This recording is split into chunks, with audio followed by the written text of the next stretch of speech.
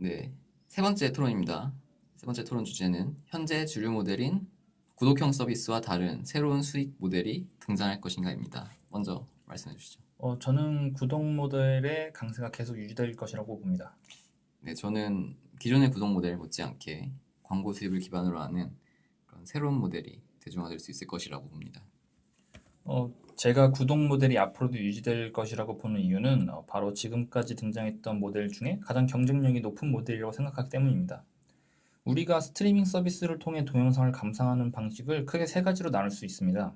첫 번째는 애플 TV, 구글 플레이와 같이 콘텐츠 한 건당 각자 결제를 하는 방식이고요. 두 번째는 유튜브와 같이 서비스를 무료로 이용하는 대신 광고를 시청해야만 하는 방식이 있습니다. 세 번째는 넷플릭스나 왓챠플레이처럼 매달 정해진 요금의 구독료를 납부하고 무제한적으로 콘텐츠를 즐기는 방식이 있습니다. 그런데 첫 번째 방식은 여러 번 결제를 해야 하기 때문에 불편할 뿐만 아니라 가성비도 크게 떨어집니다. 두 번째 방식은 광고에 대해 거부감을 가진 소비자들이 존재한다는 단점이 있죠. 특히 저는 이 광고에 대한 거부감이라는 문제가 꽤나 중요하다고 생각을 해요. 아무리 동영상을 무료로 시청할 수 있더라도 재생 전에 전혀 관심 없는 광고가 나온다면 불쾌감을 느끼는 경우도 있거든요. 저 같은 경우에도 광고를 싫어하기 때문에 동영상 재생 전에 광고가 나오면 그게 싫어지는 경우가 많아요. 실제로 과거 네이버 TV의 광고 길이가 15초로 늘어나자 시청자들의 반응은 매우 부정적이었습니다. 5분 영상을 보기 위해서 15초씩이나 기다려야 한다는 것이 그 이유였습니다. 유튜브에 5초 스킵 버튼이 있고 광고가 재생되지 않는 프리미엄 서비스가 출시된 이유도 광고에 대해 거부감이 있는 시청자들이 많기 때문입니다. 그럼에도 최근 6초 분량의 광고 두 개를 연달아 내보내는 방식이 등장하면서 유튜브 광고에 대한 부정적인 인식 역시 늘고 있어요. 반면 넷플릭스는 구독료를 내면 영상을 재생하는 동안 광고가 나타나지 않아요. 넷플릭스가 좋은 평가를 받는 중요한 이유도 바로 광고의 부재 덕분이라고 저는 생각을 합니다. 때문에 저는 광고에 대한 시청자들의 피로감이 높아질수록 광고 기반형 모델의 성공 가능성도 낮아질 것이라고 봅니다. 맞는 말씀입니다.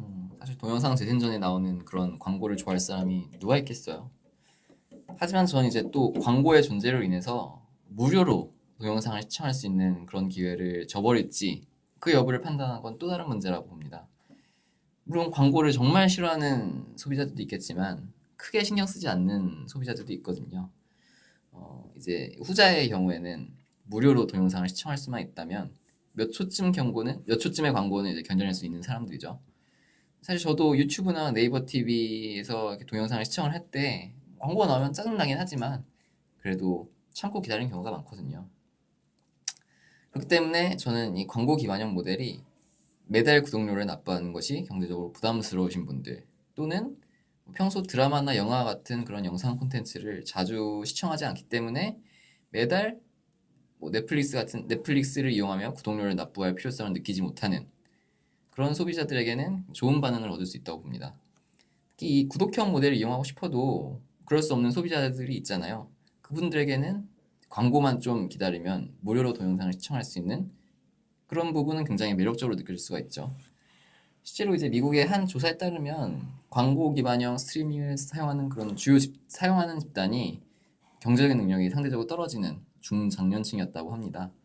이렇듯 광고 기반형 모델도 충분히 성공 가능성이 존재한다고 생각을 합니다. 방금 동영상 시청에 따르는 비용을 부담스러워하는 소비자들이 광고 기반형 모델을 이용한다고 말씀하셨는데요. 그런데 기업이 이러한 스트리밍 서비스에 광고를 제공하는 것은 시청자들이 자사의 광고를 보고 광고의 대상이 되는 상품을 구매할 것이라는 기대가 있기 때문 아닌가요? 그런데 동영상 시청에 따른 비용마저 부담스러워하는 시청자들이 과연 그러한 광고를 보고 구매 의사를 가지게 될까요? 그리고 기업들은 광고를 보고도 자사의 제품을 구매할지 확신할 수 없는 시청자들을 대상으로 광고를 집행하고 싶어 하지 않을 것 같습니다. 저는 이러한 광고 기반형 수입 모델이 상당한 수준의 불확실성을 내포하고 있다는 생각을 하고 있어요. 또한 구독 모델은 말 그대로 정액권을 구입하는 것이기에 어느 정도 예측이 가능합니다. 하지만 광고 기반형 모델의 예측 가능성은 높지 않아요. 영상 조회수, 시청자의 접속 지역, 국적에 따라 각기 다른 광고가 붙고 광고를 끝까지 시청했는지 여부에 따라 광고 수입이 달라지기 때문입니다. 비록 OTT 서비스는 아니지만 현재 유튜브에서 이런 광고 기반형 모델로 운영을 하며 성공적인 모습을 보여주고 있기는 합니다. 하지만 구독자 수와 평균 시청 시간이 어느 수준을 넘어야만 크리에이터가 수익을 창출할 수 있습니다. 그래서 최소한의 요건을 충족하지 못하면 광고 수입을 받지 못하는 구조입니다. 네, 뭐 물론 이제 유튜브의 사례에서 우리가 볼 수 있듯이 광고 기반형 모델이 뭐 모든 그런 콘텐츠 제작자들에게 수익을 안겨줄 수 있는 건 아닙니다. 저는 그럼에도 유튜브가 이런 광고 기반형 모델의 성공 가능성을 보였다는 점에서 굉장히 의미가 있다고 생각을 해요. 서비스가 무료로 운영이 될 경우에 더 많은 시청자들의 유입이 가능해지고 또 이렇게 시청자 수의 수가 증가할수록 광고 효과 또한 커지게 되겠죠. 결국엔 규모의 경제가 실현이 되는 것이고요.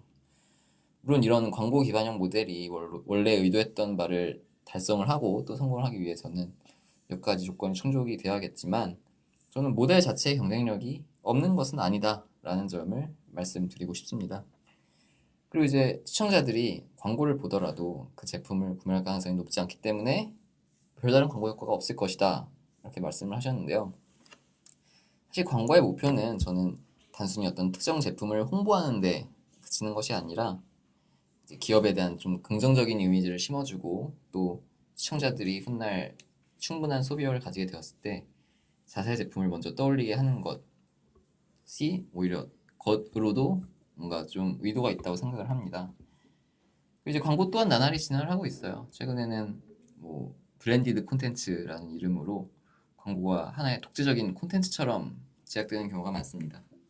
예를 들자면 어떤 기업의 특정 제품이나 가치를 주제로 하는 웹드라마 또는 영화를 제작하는 식이죠.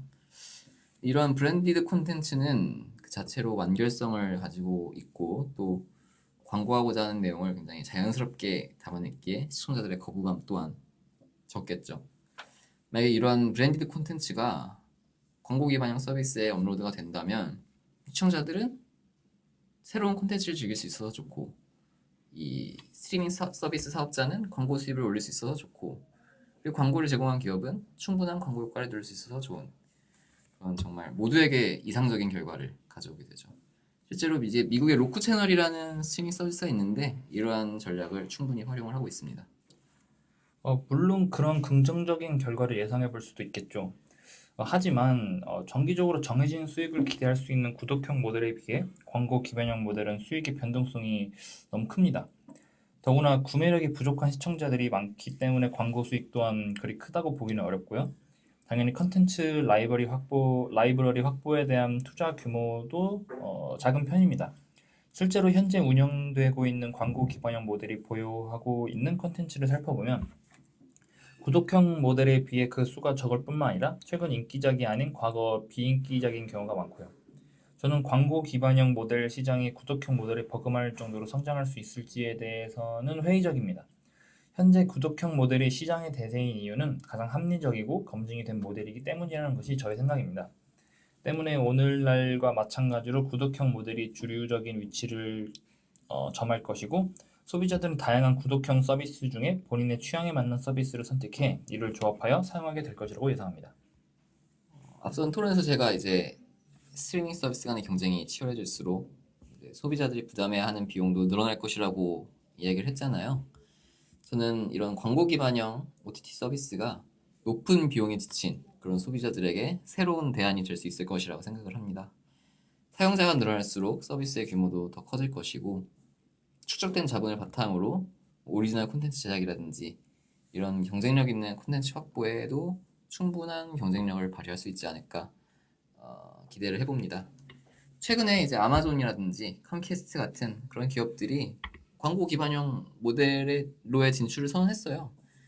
그만큼 이런 대기업들이 눈독을 들일 정도로 광고 기반형 모델 시장은 앞으로 성장 가능성이 높다는 뜻이겠죠. 물론 기존의 구독형 서비스 시장도 앞으로 어느 수준 정도는 성장할 것으로 예상이 되는 만큼 저는 소비자들이 기본적으로 비용 부담을 느끼지 않는 선에서 구독형 서비스를 선택을 하고 또 함께 시청을 하면서 이를 보완해줄 그런 무료 광고 기반형 서비스를 함께 이용하게 될 것이라고 봅니다.